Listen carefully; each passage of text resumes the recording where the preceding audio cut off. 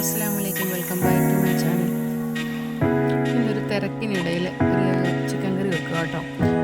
ഇത് ചിക്കൻ കറിയുടെ ഒന്നും നമ്മുടെ വീഡിയോ പ്രത്യേകിച്ച് റെസിപ്പി പറയുകയോ പറക്കൊന്നും വേണ്ട, എല്ലാവർക്കും അറിയാം അടിപൊളിയായിട്ടുള്ള ചിക്കൻ കറി വെക്കാൻ.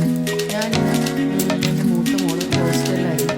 അപ്പോൾ അവൾ ഇങ്ങോട്ട് വരുമെന്ന് പറഞ്ഞ് ഫോൺ വിളിച്ചു. അപ്പോൾ നമുക്ക് തീരെ സുഖമില്ലെന്നാണ് പറഞ്ഞത്. അപ്പോൾ ഞാൻ പറഞ്ഞു ഇനി ഇന്ന് ലീവ് എടുത്ത് ഹോസ്റ്റലിൽ ഇരിക്കേണ്ട ആവശ്യമില്ല, ഇങ്ങോട്ട് കയറി വരാൻ പറഞ്ഞു. അപ്പോൾ ആളിവിടെ ജോലി ചെയ്യില്ല, പഠിക്കുന്നതും പിന്നെ പാർട്ട് ടൈമായിട്ട് ജോലി ചെയ്യുന്നതും കൂടെ ഉണ്ട്. അപ്പം എന്താണെങ്കിലും രണ്ടിടത്തും പോകാൻ പറ്റിയല്ല. എന്നപ്പോൾ എന്നാൽ വീട്ടിലോട്ട് പോരെന്ന് പറഞ്ഞു. അപ്പോൾ അവൾ വരുന്നതെന്ന് പറഞ്ഞാൽ നമ്മൾ എറണാകുളത്തുനിന്ന് അവൾ കയറിയപ്പോൾ എന്നോട് പറഞ്ഞു, ഓ ഞാൻ വരുന്നില്ല, ഇല്ല ഇവിടെ തന്നെ റെസ്റ്റ് എടുത്തോളാം എന്ന് പറഞ്ഞു. പക്ഷെ അത്രയ്ക്ക് അവൾക്ക് നിൽക്കാൻ പറ്റാതായപ്പോഴെന്ന് പറഞ്ഞു ഞാൻ കയറി പകുതി എത്തി എന്ന് പറഞ്ഞു. അപ്പോൾ അവളില്ലാത്തതുകൊണ്ട് സ്പെഷ്യലായിട്ടൊന്നും ഇല്ലായിരുന്നു കേട്ടോ.